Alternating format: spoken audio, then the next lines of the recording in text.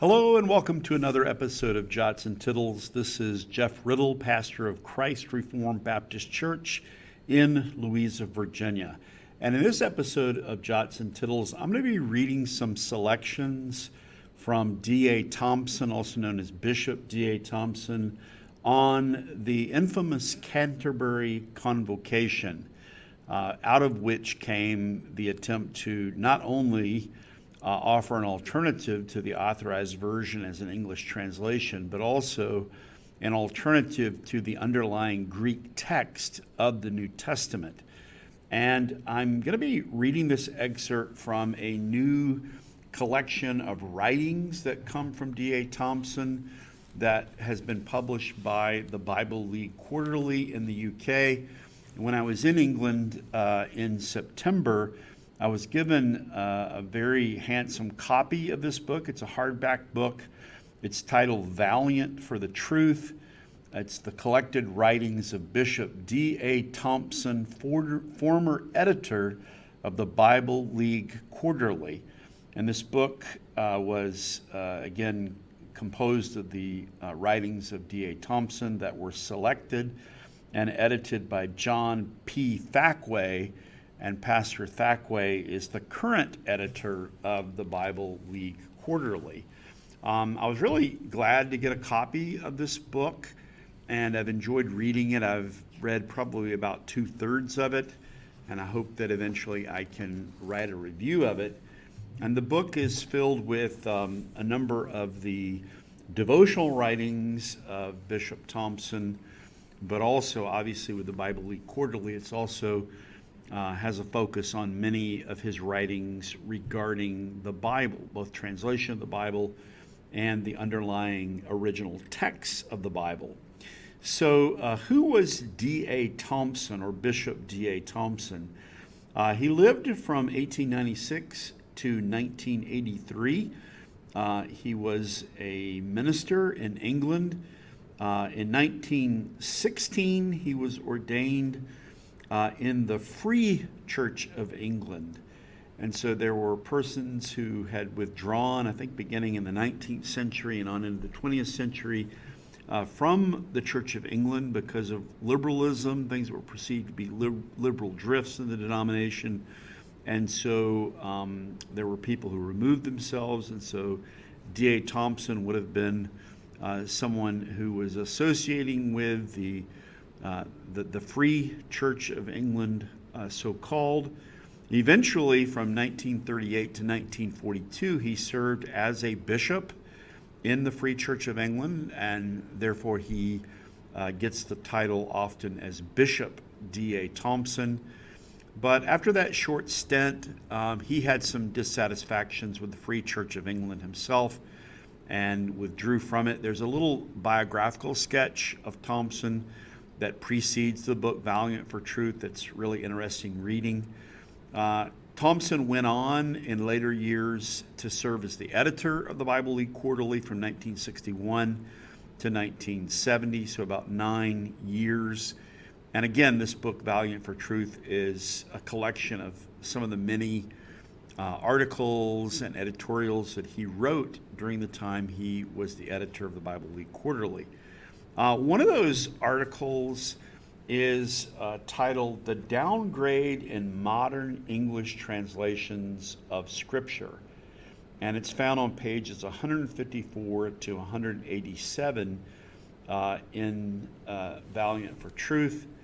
And I thought it would be interesting to read just portions of this because he discusses, again, the infamous Convocation of Canterbury that began in 1870, and ostensibly this group was given the responsibility of doing a simple or light revision of the authorized version.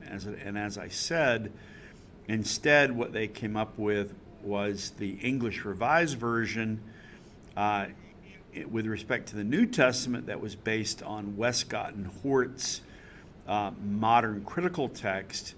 So rather than accomplishing what they might have accomplished, and that was to do what past generations had done, like Blaney's revision of the authorized version and maybe updated some of the language and so forth, Instead, they went in such a radical direction that it sort of ruined the opportunity for what might have been a revision of the Authorized Version. Instead, they tried to replace the traditional texts of Scripture, particularly with respect to the New Testament, the underlying Greek text, the Textus Receptus, with the modern critical text. And so it resulted in the English Revised Version sort of being a failure, although we might say they lost the battle in the short term to some degree. They sort of won the war, at least among many mainline Protestants and evangelicals, by undermining the Textus Receptus. So anyways, I thought that his insights on the Convocation of Canterbury were interesting. He certainly stood in a position where he was closer in time back to those days. I'm guessing that he probably knew persons who were involved in these types of proceedings, particularly in his ecclesiastical role as a bishop in the Free Church of England. And so I'm just going to read a bit. I really wasn't aware of this till I was looking at this, that I guess traditionally in the Church of England, there are two convocations. There's one in the northern part of England called the York Convocation, and then one in the southern part of England called the Canterbury Convocation. And he points out that the York Convocation thought that they needed to give more time and study before doing the revision, but it was the Canterbury Convocation that rushed forward and went ahead with presenting the English Revised Version based on Westcott and Hort's modern critical text. So what I'm going to do is I'm going to read just a little bit here from page 174, where he talks about the York Convocation, and then I'm going to read a much longer section from pages 177 to 181, in which he discusses the Canterbury Convocation. And it's especially interesting in that section to hear what he had to say about the role of F.H.A. Scrivener. Sometimes people say, well, Scrivener sort of went along with the revision, but Bishop Thompson indicates that Scrivener was there as more of a conservative, more of a traditionalist, and giving pushback to the whole revision process. So again, let me just pick this up on pages 174 and 175. Thompson writes, "For 2 or 3 decades previous to this, some English scholars, mainly liberals but not exclusively so, had advocated that the Authorized Version should be revised. With the appearance of these facsimiles," and he's talking about the printing of Codices Sinaiticus and Vaticanus, and this New Testament, the few lone voices became a sizable company. Many prominent churchmen, as well as nonconformists, spoke in favor of such a proposal. And then he has a heading, "The York Convocation Viewpoint Shared by Many Others." He writes, "In the Church of England, the Convocation of the Northern Province of York discussed the proposition, and led by its most erudite men, declared that it was too early to embark on such a project. They insisted that ample time must be given for the scholars of Christendom to discuss, debate, and reach a consensus of opinion on the grave problem of the many differences between the Textus Receptus and the vast majority of the manuscripts on the one hand, and these two ancient codices whose readings had only just become available to the learned on the other. Large numbers throughout the English-speaking world strongly supported this judgment." And now I'm going to move on to page 177, where he talks about the decision of the Canterbury Convocation. He says, "But while these scholars, those of the Convocation of York, together with others throughout Christendom, who on reflection found themselves in full agreement with the first named, were given their testimony, another group was coming to the fore and moving in the wrong direction. It is significant that their outreach synchronized with and gave a great impetus to yet another movement which had been turning from biblical truth and was soon to capture many a church and theological chair and become known as modernism or liberalism, the very antithesis of the historic Christian faith. The fact is that the members of the Convocation of Canterbury, meeting shortly after those of their sister province of the north, displayed a very different attitude towards the proposal to revise the authorized version of the Bible. By a majority vote in February 1870, they determined to embark on the undertaking and to set in motion the machinery necessary to that end.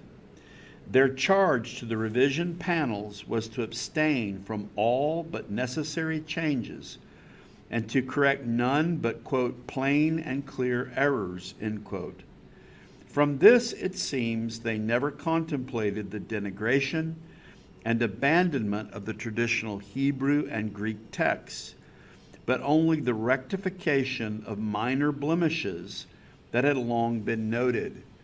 The Old Testament company honored this ruling, but the New Testament panel soon found themselves under the heavy pressure and influence of two of their number who were extremely averse to being bound by this injunction. These two were Doctors Westcott and Hort, Cambridge dons who had been close friends since undergraduate days. In spirit and in outlook, they were far from being evangelical. They had long been interested in what had become the problem of the New Testament text. They had a great regard for the textual criticism of the German rationalists Griesbach and Lachmann. They were delighted with the appearances of the facsimiles of the Sinaiticus and Vaticanus, and began constructing a new Greek text on the basis of the readings of these codices, much of which was virtually suggested by the notes in the New Testament authorized version issued by Dr. Tischendorf in 1869. Since the readings of these ancient manuscripts differed greatly, they took it upon themselves to decide which of the two texts in any particular place was, quote, intrinsically probable, end quote.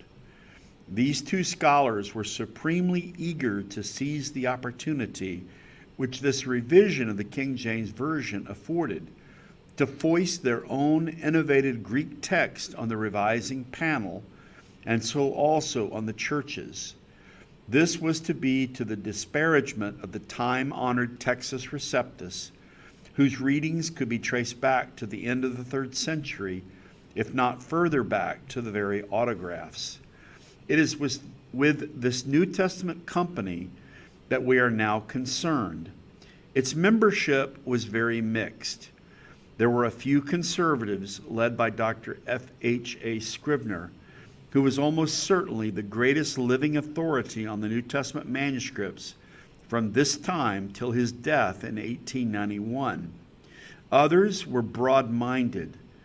They, quote, moved cautiously with the times, end quote. Lastly, there was a Unitarian whose inclusion caused a great deal of controversy. The panel met behind closed doors and under the seal of secrecy. However, certain revelations followed some resignations, and still more was learned of the proceedings when, on the completion of the task in 1881, some of the members wrote on the subject of the changes made in the Greek text and the English translation. It seems that as each reviser took his seat at the table, he produced a sheet which he had been given at the last meeting. This paper had a column of the authorized version printed in the middle, with a wide margin on each side. In the privacy of his home since the last meeting of the panel, he had made notes in these margins. Those on the left had respect to the Greek text, and those on the right concerned the English translation. The session opened with prayer. This was followed by the reading of the minutes of the last deliberations. Then it would appear that Dr., later to become Professor, Hort, distributed to each one present the proof sheet of the text of the New Greek New Testament of the passage of Scripture to be considered, which he and Professor Westcott, for so he had just become, had constructed. It had been agreed that Bishop Samuel Wilberforce should be the chairman of this company, but at the very commencement of its proceedings, he was outvoted in objecting to the inclusion of a Unitarian among the revisers. And so from that day to his death, July 18th, 1873, he absented himself from the sessions. His place was taken by Dr. C.J. Ellicott, Bishop of the then United Diocese of Gloucester and Bristol, who only missed 2 out of 407 sittings. As chairman, Dr. Ellicott would first call on Dr. Scribner to read the Textus Receptus and to defend its readings against those given in the proof text of the presumed corrected text. Dr. Hort would follow and do his best to persuade, if not to insist on his fellow revisers abandoning the traditional text and adopting his and Professor Westcott's new readings. Thus the sessions often became a debate, if not a duel, between Dr. Scribner setting forth the centuries-old traditional text and Dr. Hort and his professor arguing for their innovations. This embarrassed most of the company. They were at home in Greek, but out of their depths in textual criticism. Within a short time, several resigned, whilst others showed their dissatisfaction by their rare attendance. Most of the members usually deferred to the Cambridge dons, but only because of their university standing. When these two got their way, the English text was altered accordingly. When their suggestions were too radical for the majority, through the support of the Broad School, they often secured the insertion of a footnote embodying their contention. Hence the remark soon gained currency that, quote, the poison was chiefly in the notes, end quote. Many editions of the Revised Version were issued without footnotes. At length, the work was finished, but Professors Westcott and Hort were determined to be the first in the field. On May 12th of 1881, their new, many felt and some still feel inaccurate and corrupt, Greek text of the New Testament was published. It was thus launched with not all, but much of the prestige of the revision company behind it. Yet it must be stressed that this new text represented little more than the judgments and prejudices of these Cambridge dons, built on the foundation of a few others who had labored before them. It certainly lacked the wholehearted endorsement of the other revisers. Those present and voting often rejected the proposals of these two professors, or else their readings were relegated to the footnotes. On May 17, 1881, the English Revised Version New Testament was issued. It is only right to acknowledge that there are a few improvements, but that they are far outweighed by serious blemishes. Both the Westcott and Hort Greek text and this new English revision met with a hostile reception, and not without good reason. The next year, the Cambridge University Press published the Parallel New Testament. The Authorized Version of 1611 is printed in a parallel column with the Revised Version of 1881, together with the Greek of the text followed by the scholars of 1611 and the variations adopted in 1881. It thus shows at a glance the changes made in both the Greek and English. It was edited by Dr. Scribner. The Oxford University Press followed with a similar volume edited by Archdeacon Palmer. Reflections. Here's the last section we'll read under the heading Reflections from page 180. The general course of the proceedings of 1870 to 1881 is deeply to be regretted. First, the inclusion of a Unitarian on the translation panel was, in the judgment of the truly orthodox, a great mistake.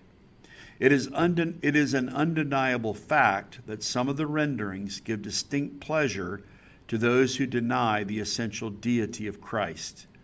For example, Romans 9:5 margin and 1 Timothy 3:16. Other revisions and translations which have followed have gone still further in weakening the testimony of the text to the Godhead of Jesus. Further, the differences in the Greek between that of the Textus Receptus on the one part and those of the Vaticanus and Sinaiticus and other manuscripts on the other should have been considered, debated, and criticized for perhaps a decade or more by the scholars of Christendom, perhaps in installments through the pages of theological journals. Not until some consensus of opinion had been reached by the great majority should any suggestion have been put forward to amend the traditional text, and not until the representatives of the major Protestant churches and minor and other groups too, if possible, had considered these suggestions and approved should the Textus Receptus have undergone any alteration. In the judgment of many scholarly believers, Professors Westcott and Hort displayed unseemly haste in pressing their revolutionary texts on the reviewers, without giving Christian scholars of other lands, no whit less concerned with the problem of the Greek text in the autograph, an opportunity to express their judgments.